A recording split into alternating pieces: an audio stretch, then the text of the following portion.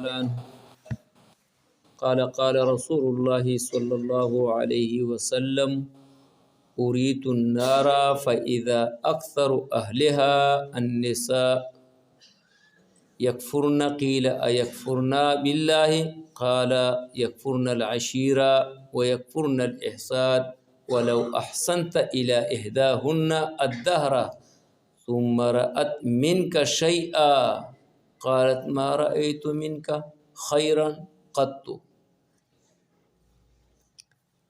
آج جو میرے درس کا خلاصہ ہے وہ یہ ہے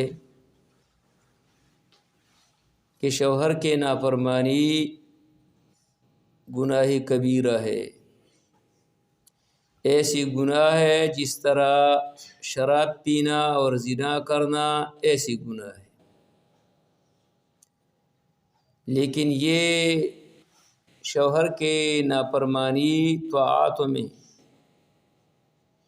یعنی جو حکم اللہ و اللہ کے رسول نے شوہر کے بارے میں دیا اور اس چیز کے بارے میں شوہر مطالبہ کرتے ہیں اور اس کی نافرمانی کرتے ہیں، تو اسی کی وجہ سے یہ جہنمی عورت ہے۔ رسول اللہ صلی اللہ علیہ وسلم ایک دن عید کی نماز سے فارغ ہو کر کے پھر وہاں پہ عورتوں کی ایک اجتماع تھی، اس اجتماع میں چلے گئے اور پھر رسول اللہ صلی اللہ علیہ وسلم نے وہاں پر ایک تقریر کیا، اور اسی تقریر میں رسول اللہ صلی اللہ علیہ وسلم نے فرمایا کہ مجھے آگ دکھایا گیا، جہنم دکھایا گیا، تو اس میں اکثر عورتیں تھیں۔ اگرچہ جتنے زیادہ جہنم میں ابتداءً عورتیں جل جاتے ہیں تو پھر اکثریت جنت میں بھی ہے، کیونکہ ایک جنتی کے لیے رب العالمین نے کئی عورتوں کا انتظام کیا، تو ظاہر ہے کہ جنت میں عورتیں بھی زیادہ ہیں، لیکن ابتداءً جہنم میں زیادہ تر عورتیں ہیں۔ یا ایسے ہے کہ عورتوں کے پیدائش زیادہ ہیں مردوں کے مقابلے میں، تو اس لیے زیادہ تر رسول اللہ صلی اللہ علیہ وسلم نے فرمایا کہ مجھے دکھایا گیا عورتیں۔ تو زینب رضی اللہ تعالیٰ نے سوال کیا کیا وہ کافر باللہ ہیں؟ رسول اللہ صلی اللہ علیہ وسلم نے فرمایا نہیں، یکفرن العشیرہ، اپنے شوہر کی نافرمانی کرتے ہیں۔ اور دوسرا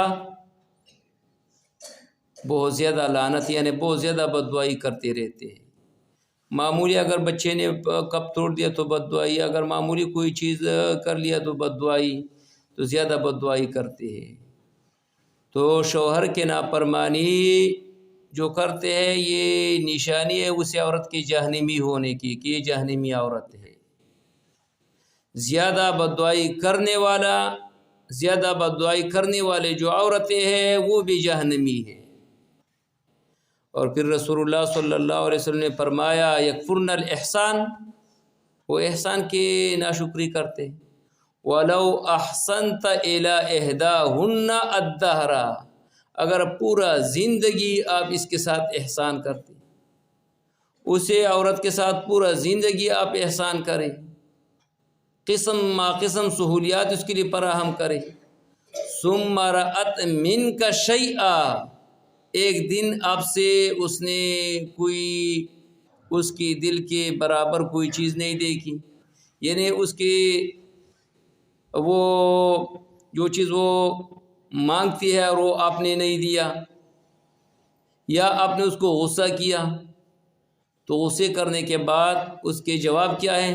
قالت ما رأیت منک خیرا قط، میں نے اسی گھر میں کبھی زندگی بھر میں کوئی خیر اچھا ہی دیکھی نہیں، میں جب یہاں میرے شادی ہوئی تو اس وقت سے میں تکلیف میں ہوں، میں نے کبھی زندگی میں کوئی اچھائی آپ سے نہیں دیکھی۔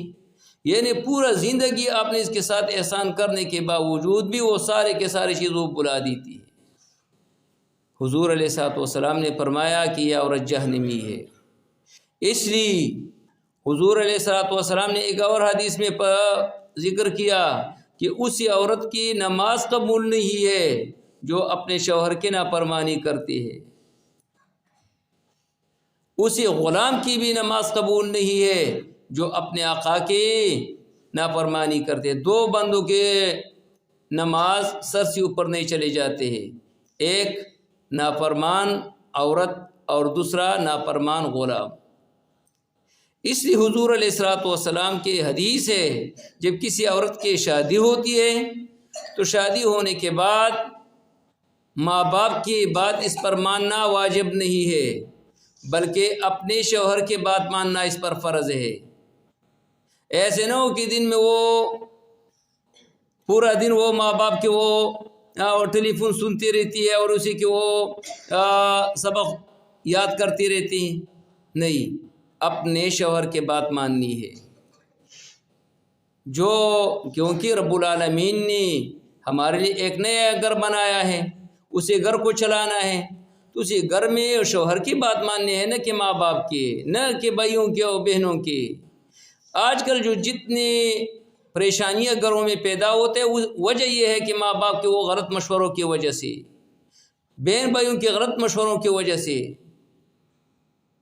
اسی عورت کی وہ زندگی برباد ہو جاتی ہے۔ لہٰذا یہ گناہ کبیرہ ہے جو عورت اپنے شوہر کے بات نہیں مانتی ہے، یہ گناہ کبیرہ میں داخل ہے۔ ایسے ہے جس طرح بندہ شراب پیتے ہے، ایسے کوئی کہ جیسے زنا کرتی ہے، تو زنا کے برابر شوہر کی نافرمانی ہے۔